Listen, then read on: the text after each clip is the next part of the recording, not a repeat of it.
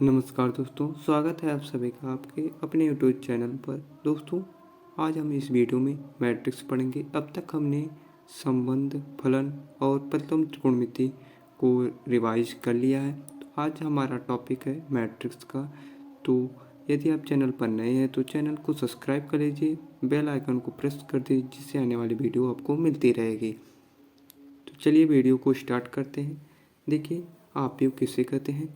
तो आव्यूह कोई आयताकार क्रम में व्यवस्थित तत्व को आव्यूह कहते हैं। मान लीजिए ये एलिमेंट एक आयताकार निश्चित क्रम में व्यवस्थित है, इसलिए वो आव्यूह कहेंगे। साइज ऑफ मैट्रिक्स किसे कहते हैं? यदि किसी आव्यूह में n पंक्ति और m कॉलम हो तो आव्यूह की जो कोटि होगी वह n क्रॉस m होगा और अवयवों की संख्या जो होगी n इंटू m होगा। तो अब जीरो मैट्रिक्स किसे कहते हैं? तो जिसमें सभी अवयव शून्य हो, जिसमें आव्यूह के सभी अवयव शून्य हो तो उसे हम जीरो मैट्रिक्स कहते हैं। देखिए, मान लीजिए कोई आव्यूह ओ है जो 2 कोटि का है। इसमें देखिए सभी अवयव जीरो हैं, इसलिए यह शून्य मैट्रिक्स या शून्य आव्यूह होगा। अब रोज मैट्रिक्स किसे कहते हैं? पंक्ति आव्यूह किसे कहते हैं? क्षैतिज भी हो सकता है, जिसमें i इक्वल टू 1 हो, यानी जिसमें पंक्तियों की संख्या 1 होती है उसे हम रोज मैट्रिक्स कहते हैं। इसी प्रकार से आपका कॉलम मैट्रिक्स किसे कहते हैं? जिसमें स्तंभों की संख्या 1 होती है, यानी j इक्वल टू 1 हो, उसे हम कॉलम मैट्रिक्स कहते हैं, स्तंभ आव्यूह कहते हैं। तो इन दोनों का एग्जाम्पल आपको देख लीजिए। ए बराबर यदि हम 5 7 3 2 4 रखें तो इसमें देखिए एक ही पंक्ति है तो एक और 5 स्तंभ है, तो हमने 1 × 5 कोटि का एक आव्यूह लिखा है। उसी प्रकार से आपका कॉलम मैट्रिक्स का एग्जाम्पल हो जाता है 1 2 3 4। देखिए इसमें एक कॉलम है, पहले पंक्ति गिनते हैं तो 1 2 3 4 4 क्रॉस, अब स्तंभ की संख्या 1 है तो 4 × 1 कोटि का आपका हो गया। उसके बाद एक नोट कर लीजिए आप, ए बराबर मान लीजिए इतना दिया गया है तो आपके जो डायगोनल पर होते हैं वहाँ पर स्तंभ i इक्वल टू j होता है, और जो डायगोनल के ऊपर के होते हैं वहाँ पर आपका जो i होता है वह लेस देन होता है j के। देखिए i यहाँ 1 है 1 है 1 है, जो कि 2 3 क्रमशः से छोटा है। उसी प्रकार से आपका जो डायगोनल के नीचे होता है वह i ग्रेटर देन j के होता है। देखिए 2 बड़ा है 1 से, 3 बड़ा है 1 से, 3 बड़ा है 2 से। अब स्क्वायर मैट्रिक्स किसे कहते हैं? वर्ग आव्यूह किसे कहते हैं? तो जिसमें i बराबर j हो तो उसे m, जिसमें m बराबर n हो, n बराबर m हो, उसे हम स्क्वायर मैट्रिक्स कहते हैं। तो देख लीजिए, यदि कोई हमने 2 × 2 का वर्ग आव्यूह लिया है, 2 2 4 3 2 × 3 का, इसमें देखिए n और m इक्वल है तो यह एक वर्ग आव्यूह होगा। अब बात आती है वर्ग आव्यूह के टाइप कितने होते हैं। यदि आप इन सभी को बेसिक में पढ़ना चाहते हैं तो हाईटेक बटन पर जाइए, वहाँ पर आपको प्लेलिस्ट उपलब्ध है। तो वर्ग आव्यूह के प्रकार में आपका पहला आता है अपर ट्रायंगुलर मैट्रिक्स, ऊपरी त्रिभुजी आव्यूह। तो ऊपरी त्रिभुजी आव्यूह में आपका जो डायगोनल के नीचे के होते हैं, आपका जो त्रिभुज है वो ऊपर बनना चाहिए, यानी डायगोनल के नीचे के सभी एलिमेंट आपका जीरो होना चाहिए। तो इसे हम मैथमेटिक्स रूप में डिनोट कर सकते हैं कि AIJ का जो अवयव होगा वह जीरो होगा फॉर एवरी जहाँ पर I ग्रेटर देन J, जहाँ पर I ग्रेटर देन J होगा वहाँ पर अवयव जीरो होगा। तो ये यहाँ पर इन सभी को अवयव जीरो होते हैं, ग्रेटर देन I होता है, इसलिए अवयव जीरो हो गया, तो यह अपर ट्रायंगुलर मैट्रिक्स हो गई। उसी प्रकार का आपका आता है lower triangular matrix. Lower triangular matrix में आपका मैट्रिक्स यदि ट्रायंगुलर नीचे बन रहा है तो यह आपका लोअर ट्रायंगुलर मैट्रिक्स हो जाएगा। इसे मैथमेटिक्स रूप में आप डिनोट कर सकते हैं AIJ इक्वल टू जीरो होगा for every I less than J के, जहाँ पर I लेस देन J होगा वहाँ के अवयव जो वह जीरो होंगे। तो अब डायगोनल मैट्रिक्स किसे कहते हैं? डायगोनल मैट्रिक्स उसे कहते हैं जिसके डायगोनल पर कोई नंबर हो, उसके अलावा सभी अवयव आपके जीरो हों। तो AIJ इक्वल टू जीरो होगा जहाँ पर I not equal to J होगा। यदि I बराबर J है तो वह डायगोनल मैट्रिक्स नहीं होगी। आपका अगला टाइप है तत्समक आव्यूह आइडेंटिटी मैट्रिक्स, वह विकर्ण आपयु जिसके विकर्ण के अवयव 1 हो तो उसे हम तत्समक आपयु कहते हैं। वहाँ पर हमने देखा था आपयु था तो 5 0 0 0 5 0 0 0 4 इस प्रकार के हमने आपयु देखे थे, जो कि यह एक विकर्ण आपयु है। लेकिन यदि यह तीनों सेम हो जाए 1 1 1 हो जाए तो यह एक तत्समक आपयु होता है। तत्समक आपयु को हम आई से डिनोट करते हैं। यदि यह 2x2 कोटि का है तो इसे I2, यदि यह 3x3 का है तो इसे I3, n है तो इसी प्रकार से IN से डिनोट कर सकते हैं। अब किसी भी आपयु का आप परिवर्त उसका ट्रांसपोज कैसे निकाल सकते हैं। यदि किसी आपयु के स्तंभ को पंक्ति में या पंक्ति को स्तंभ में बदलने से प्राप्त आपयु दिए गए आपयु का परिवर्त आपयु कहलाता है, ट्रांसपोज कहलाता है। इसे हम ए डैश या ए की पावर टी यानी ट्रांसपोज परिवर्त करते हैं से व्यक्त करते हैं। मान लीजिए आपको दिया गया है आपयु इतना, इसका हमें ट्रांसपोज निकालना, परिवर्त निकालना है, तो इसे आप ए डैश से डिनोट करते हैं। इसकी जो पंक्ति है इसे स्तंभ में आप चेंज कर दीजिए, तो 1 2 3 को 1 2 3 लिखा। उसके बाद इस पंक्ति को इस स्तंभ में चेंज किया 0 3 4, यह 3x2 का हो गया। अब नोट आप लिख लीजिए, किसी भी आपयु का ट्रांसपोज 2 बार लेने से वह स्वयं हो जाता है। ए की पावर टी उसकी पावर भी टी, तो वह आपयु स्वयं हो आ जाएगा। अब सममित आपयु की बात आती है। यदि किसी आपयु और आपयु का परिवर्त आपस में इक्वल हो तो उसे हम सममित कहेंगे। यदि देखिए ए बराबर ए की पावर टी आ जाए तो उसे हम सममित आपयु कहते हैं। यानी जो ए आई जे अवयव होगा वह जे आई के इक्वल होगा। तो देख लीजिए ए बराबर हमें दिया 161 639 195 3x3 का आपयु है। तो यहाँ पर देखेंगे इसका ट्रांसपोज पहले लेंगे, तो इस पंक्ति को इस स्तंभ में हमने चेंज किया, उसके बाद इस पंक्ति को हमने इस स्तंभ में चेंज किया, उसकी प्रकार इसे हमने इस प्रकार चेंज किया, जो कि देखिए ए के बराबर है। तो हमने इसे मैथमेटिक्स रूप में आप समझ सकते हैं ए आई जे, यानी यहाँ पर जो अवयव होगा वही अवयव यहाँ भी होना चाहिए। उसी प्रकार जो अवयव यहाँ होगा वह यहाँ पर भी होना चाहिए। जो यहाँ है उसे यहाँ पर डायगोनल से हमें मतलब नहीं है। तो अब अगला आ जाता है असममित आपयु किसे कहते हैं।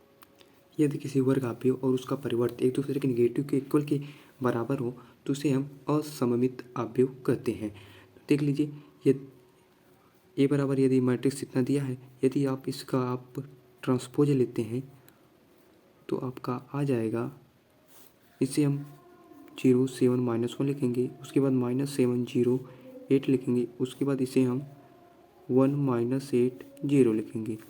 यदि हम देखिए माइनस कॉमन लेते हैं यहाँ पर तो माइनस हो जाएगा, यहाँ पर माइनस यहाँ पर प्लस हो जाएगा, जो कि बराबर एक के माइनस ए के आ जाएगा। इसका मतलब है कि यह एक असममित आपयु है। तो इसे मैथमेटिक्स रूप में समझ सकते हैं, जो यहाँ पर अवयव है वही अवयव यहाँ पर होना चाहिए, बस नेगेटिव साइन उसका चेंज होना चाहिए। देख लीजिए यहाँ पर है 1 3 पर -1, तो 3 1 पे आपका 1 होना चाहिए। 2 3 पर आपका 8 है तो इसका 3 2 पर निगेटिव होना चाहिए। और असममित आपयु में डायगोनल के सभी एलिमेंट 0 होते हैं। अब व्युत्क्रमणीय आपयु किसे कहते हैं। यदि ए बी बराबर बी ए आए तो वह एक आइडेंटिटी आपयु है। तब यहाँ से आपका आ जाएगा ए बराबर आई बी। किसी भी इसे और इसे लेंगे तो ए बी बराबर आ जाएगा ए बी बराबर आई के, तो ए बराबर B I into B inverse. किसी भी आपयु में आइडेंटिटी मैट्रिक्स का जब आप मल्टीप्लाई करेंगे तो कोई प्रभाव नहीं पड़ता है, इसलिए ए बराबर आपका आ जाएगा बी इनवर्स के। यदि आपके दो आपयु ए एंड बी हों तब उसका जो प्रोडक्ट का इनवर्स आप लेंगे तो वह आपका इक्वल हो जाएगा दूसरे का इनवर्स इंटू पहले का इनवर्स, यानी दूसरे का व्युत्क्रम इंटू पहले का व्युत्क्रम के। अब आपका यहाँ से आप क्वेश्चन को स्टार्ट करते हैं जो भी आपके बोर्ड एग्जाम में आए हुए हैं। तो चलिए देखते हैं। पहला क्वेश्चन है, यदि किसी आपयु ए एंड बी के क्रम पी क्रॉस क्यू और क्यू क्रॉस आर क्रम से हैं तो ए बी का क्रम क्या होगा। ए बी तभी संभव होगा जब देखिए ए पी पहले ए का लिख लीजिए, ऊपर पी क्रॉस क्यू और बी का नीचे लिख लीजिए क्यू क्रॉस आर। यदि इस प्रकार से कैंसिल आउट हो तब ए बी संभव होगा। तो यानी ए बी का जो कोटि होगी पी क्रॉस आर होगी। अब आपका अगला एग्जाम्पल है, यदि ए तथा बी समान कोटि के सममित हैं तो ए बी माइनस बी ए एक क्या होगा? विषम सममिताभ्युह, सममिताभ्युह, शून्याभ्युह, तत्समकाभ्युह। यदि ए एंड बी सममित हैं तब आपके आ जाएंगे ए बराबर ए डैश हो जाएगा, क्योंकि यह ए सममित है तो उसके ट्रांसपोज के इक्वल होते हैं। उसी प्रकार बी बराबर बी डैश के आ जाएगा। तो इसका जब हम ट्रांसपोज लेंगे ए माइनस बी माइनस ए का ट्रांसपोज इक्वल टू हो जाएगा पहले का ट्रांसपोज माइनस दूसरे का ट्रांसपोज। अब पहले का ट्रांसपोज में दूसरे का ट्रांसपोज, पहले का ट्रांसपोज माइनस दूसरे का ट्रांसपोज, उसी प्रकार पहले का हो जाएगा।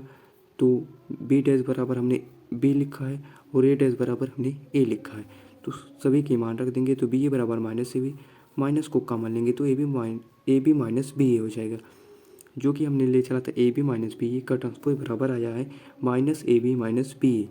तो एक दूसरे के नेगेटिव हैं, इसलिए यह विषम सममित आव्यूह है। अब आपका अगला एग्जाम्पल है, यदि आव्यूह इतना दिया इतना के बराबर 2xyz का मान निकालना है। तो फ्रेंड, यदि दो आव्यूह दिए हैं उनके कोटि इक्वल हों तो उनके जो संगत अवयव हैं वह एक दूसरे के इक्वल होते हैं। देखिए, यह भी 2x2 का है, यह भी 2x2 का है, इसलिए इसके जो संगत 5 बराबर y के, 3 बराबर z के, x बराबर 1 के, 7 बराबर 7 के आपका आ जाएगा। तो x बराबर यहाँ से तुलना करेंगे तो x बराबर 1, 7 बराबर 7, इससे हमें y की वैल्यू निकालनी, y बराबर आ जाएगा 5 और z बराबर आपका 3 आ जाएगा। a बराबर आपका दिया है -1 2 3 4 एंड b बराबर 1 2 -2 5। तो बी ए बराबर आपको निकालना है। तो बी ए आपका तभी संभव होगा जब बी का स्तंभ ए के पंक्ति के बराबर है। तो यहाँ 2x2 है, ये तो संभव है। तो बी ए, पहले बी का आप लिखिए, बी का लिखा 1 3 -2 5 इंटू फर्स्ट का लिखिए, तो फर्स्ट का लिखिए। तो आपका जो मल्टीप्लिकेशन होता है वह 1 3 -1 3 पहली पंक्ति पहले स्तंभ से गुणा, तो -1 का पहले पद में, 3 का दूसरे पद में, देखिए 1 का -1 प्लस प्लस बीच में लगेगा, 3 का 3 में। उसी प्रकार दूसरी पंक्ति का पहले स्तंभ से करेंगे तो आ जाएगा 1 का गुणा -1 का गुणा -2 में, -2 इंटू -1, बीच में प्लस 3 का गुणा 5 में, 5 गुणे 3। उसी प्रकार आप ले चलेंगे पहली पंक्ति दूसरा स्तंभ, तो आपका इतना आएगा। उसे आप सॉल्व करेंगे तो 8 14 17 16 2x2 आपका बी ए आ जाएगा। अब आपका अगला एग्जाम्पल है, यदि ए बराबर इतना तो सत्यापित कीजिए ए ट्रांसपोज का ट्रांसपोज बराबर ए होगा। तो हमने आपको बताया यदि किसी भी आव्यूह का 2 बार ट्रांसपोज लेंगे तो ये स्वयं आ जाएगा। तो ये चलिए देखते हैं, यदि हम इसका ट्रांसपोज लेंगे तो इसे हम इस प्रकार से व्यवस्थित करेंगे और इसे हम स्तंभ में चेंज कर देंगे। अब फिर से इसको हमें चेंज करना है, एक की पावर डैश का पावर डैश, तो इसे हम इस प्रकार से, उसके बाद -3 7 को -3 7 और 5 और 4 को 5 4 इसे, तो देखिए यह ए के बराबर आ गया। तो ए डैश बराबर ए आपका सत्यापित हो गया। इस वीडियो में हम मैट्रिक्स के सभी टॉपिक को क्लियर करेंगे। यदि आप चैनल पर नए हैं तो चैनल को भी सब्सक्राइब कर लीजिए। तो देखिए आपका अगला क्वेश्चन है, ये ए बराबर इतना बी बराबर इतना, तब ए प्लस बी ए माइनस बी आपको निकालना है। तो मान लीजिए ए प्लस बी इतना है, ए प्लस बी बराबर ए का आव्यूह प्लस बीच में प्लस है तो प्लस का बी का आव्यूह। तो इसे आप जोड़ने के लिए फर्स्ट टर्म से फर्स्ट को जोड़ेंगे, फर्स्ट अवयव से जोड़ेंगे। तो 3 + 5 5 3 8 हो जाएगा, 4 + 7 7 4 11 हो जाएगा, 5 + 9 9 5 14 हो जाएगा। उसी प्रकार से 2 3 5 6 4 10 1 5 6 हो जाएगा। अब आपको निकालना है ए माइनस बी के। तो ए माइनस बी, पहले ए का लिखिए, उसके बाद बी का अवयव लिखिए। तो सब्ट्रैक्शन करेंगे तो 3 में से 5 जाएगा तो -2, 4 में से 7 जाएगा तो -3, 5 में से 9 जाएगा तो -4 के। उसी प्रकार 2 में से 3 जाएगा तो -1, 6 में से 4 जाएगा तो 2 के प्लस 2 के आ जाएगा। उसके बाद 1 में से 5 जाएगा तो -4 आ जाएगा। इसे ए हमें ज्ञात करना था। अब आपका अगला क्वेश्चन है, यदि x और y का मान निकालना है, यदि x + y x plus y बराबर इतना, एक्स माइनस वाई बराबर इतना। यदि हम इन दोनों को जोड़ दें तो वाई से वाई कैंसिल आउट हो जाएगा और एक्स एक्स 2x हो जाएगा। इन दोनों को आपस में जोड़ देंगे तो 5 3 8, 6 2 8, 0 0 0, 9 में से 1 जाए 8। अब यह 2x की वैल्यू है, हमें चाहिए x की, तो 2 को पक्षांतर करेंगे, यहाँ से यह डिवाइड आप भी में आपको डिवाइड सभी पदों में करना होगा। तो 2 को 4 से करेंगे, 2 को 8 को 2 से करेंगे तो 4, उसी प्रकार से 4 4 4 सभी आ जाएंगे, यहाँ पर 0। अब यदि हमें x की वैल्यू पता हो गई तो हम यहाँ पर रखेंगे तभी पता हो जाएगी। यदि हम इन दोनों को घटा देते हैं तो x से कैंसिल आउट होगा, तो यहाँ पर आ जाएगा 2y। इसे घटाइए तो 5 में से 3 जाएगा तो 2, 2 में से 6 जाएगा तो -4, 0 में से 0 जाएगा तो 0, 9 में से 1 जाएगा तो 10, -1 जाएगा तो 10। अब ये आपके 2y की वैल्यू है तो y की वैल्यू आ जाएगी तो 1 -2 0 और 5। अगला आपका क्वेश्चन है कि पंक्ति रूपांतरण द्वारा ए इनवर्स आपको ज्ञात करना है। आपको आप यही दिया है, इसे हमें पंक्ति रूपांतरण द्वारा ए इनवर्स को ज्ञात करना है। तो पहले आप ए बराबर, ये 3x3 का है तो आइडेंटिटी मैट्रिक्स भी 3x3 की हुई, तो i3 इंटू ए की वैल्यू रख दीजिए 1 2 1, 3 2 3, 1 1 2, 3x3 की है। आइडेंटिटी मैट्रिक्स 3x3 का इतना होता है, इंटू ए कर दीजिए। अब आपको सबसे पहले आपको यहाँ पर एक बनाना है। यदि हमारे पास एक नहीं है तो यहाँ पर हमें एक बनाना होगा। हमारे पास ऑलरेडी है, इसलिए हम अब दूसरे तरफ चलते हैं तो यहाँ पर हमें 0 बनाना होगा। तो इसी डायगोनल के सभी एलिमेंट को दूसरे टाइम्स में डायगोनल के सभी नीचे के 0 बनाने होंगे। तो 0 बनाने के लिए आपको, यदि हम इस दूसरी पंक्ति को इसके 3 गुने से घटा दें तो देखिए इसका 3 गुना करेंगे तो 3 में से 3 जाएगा तो आपका आ जाएगा यहाँ पर 0, और इधर जो भी आएगा उससे हमें मतलब नहीं है। सबसे पहले यहाँ पर हमें 0 बनाना होगा। तो R2 के लिए R2 minus 3R1 and R3 के लिए यहाँ पर भी हमें 0 बनाना है। तो R3 को R3 माइनस R1 घटा देंगे तो आपका यहाँ पर भी 0 हो जाएगा। देखिए 1 2, पहले में हमने कोई चेंजिंग नहीं किया तो 1 2 1 सेम हो जाएगा, यहाँ पर भी सेम हो जाएगा। जो प्रोसेस इधर करेंगे वही प्रोसेस इधर भी करना होगा। तो अब आपका आ जाता है, देखिए हमने R2 के लिए किया R2 माइनस 3R1, तो 3 में से इसके 3 गुणों को घटाएंगे तो 0 आ जाएगा। 2 में से इसके 3 गुने 6 को घटाएंगे तो -4 आएगा। 3 में से इसके 3 गुणों को घटाएंगे तो 0 आ जाएगा। उसी प्रकार इधर भी कर लेंगे। अब R3 के लिए आपका आएगा, 1 में से 1 जाएगा 1, 1 में से 2 जाएगा तो -2, 2 में से 1 जाएगा तो 1 आ जाएगा। अब उसके बाद आपको डायगोनल पर 1 बनाना होगा। ये दोनों 0 बन गए। अब यहाँ से लेकर इसके यहाँ 1 और इसके नीचे आपको 0 बनाना होगा। यहाँ पर 1 कब बनेगा, जब हम -4 से इसे R2 को डिवाइड कर दें तब आपका 1 बन जाएगा। तो R2 के लिए हमने किया है -1/4 R2, यानी -4 से डिवाइड किया है। तो R1 में कोई चेंजिंग नहीं है तो 1 2 1, इसमें चेंजिंग है। -4 से डिवाइड किया है तो 0 करेंगे तो कोई फ़र्क नहीं पड़ेगा। इसमें करेंगे तो -4/-4 इक्वल टू 1 हो जाएगा। इसमें 0 कोई फर्क नहीं। R3 की कोई चेंज ही नहीं तो R3 को सेम कर देंगे। उसी प्रकार से इधर हमने जो भी प्रोसेस किया है इधर, वही प्रोसेस इधर भी करेंगे। अब आपको यहाँ पर इसके नीचे 0 बनाना है। यह 0 कब बनेगा, यदि हम इन दोनों को जोड़ दें या इसके R3 के लिए R3 प्लस R2 कर देंगे तो 0 प्लस 0 यहाँ पर 0 हो ही जाएगा, और यहाँ पर भी 0 हो जाएगा। यहाँ पर 1 रहना ही है। तो R3 के लिए हमने R3 प्लस R2 और इन दोनों के 0 हो जाने के बाद आपको इन तीनों को 0 करना होगा। तो आपको R1 के लिए यदि हम इसके 2 गुने से इसे घटा दें तब देखिए यहाँ पर भी 0 आ जाएगा। तो R1 के लिए R1 माइनस 2R2, तो इसका 2 गुना करके इसमें घटाएंगे तो कोई फ़र्क नहीं पड़ेगा। 0 2 गुना 0, 1 माइनस 0 इक्वल टू 1, 2 1 का 2 गुना 2, 2 माइनस 2 0, यहाँ पर 1 हो जाएगा। इसमें कोई चेंज नहीं तो कोई चेंजिंग नहीं करेंगे। इससे इसमें जोड़े हैं R3 के लिए R3 प्लस R2, तो 0 1 प्लस 1 0, 0 प्लस 1 इक्वल टू 1। अब आपको यहाँ पर 0 बनाना है। तो यहाँ पर आपको 0 बनाने के लिए यदि हम R1 को R3 में से घटा दें, देखिए यदि हम R1 को R3 माइनस R3 कर दें तो यह 0 जाएगा। तो 1 0 0, इसमें कोई चेंज नहीं, 0 1 0 0 0 1। आपका आ गया 100 010 001। जो भी प्रोसेस इधर हम करते हैं वही प्रोसेस इधर भी करते हैं। तो आपका यह आइडेंटिटी मैट्रिक्स बन गई, यह आपका इनवर्स का हो गया, यह ए का हो गया। तो ए इनवर्स इक्वल टू हो जाएगा आपका इतना के। अब आपका अगला एग्जाम्पल है, देखिए x plus y plus z y plus z x plus z y plus z equal to 957 दिया है। उसके बाद है 2x y z का मान निकालना है।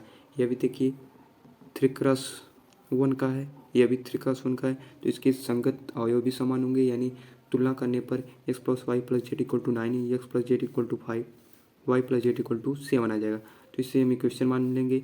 इन दोनों को हल करेंगे तो एक्स प्लस जेड का मान रखेंगे, एक्स प्लस जेड का 5, तो वाई बराबर इक्वल टू 4 आ जाएगा।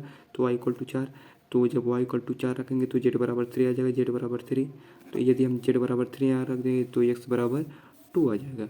अगली वीडियो में हम सारणिक को पढ़ेंगे, डिटर्मिनेंट को पढ़ेंगे। यदि आप अभी तक आप चैनल को सब्सक्राइब नहीं किए तो चैनल को सब्सक्राइब कर लीजिए, जिससे आने वाली वीडियो आपको मिलती रहे। इस वीडियो में इतना ही, मिलते हैं अगली वीडियो में, तब तक के लिए जय हिंद।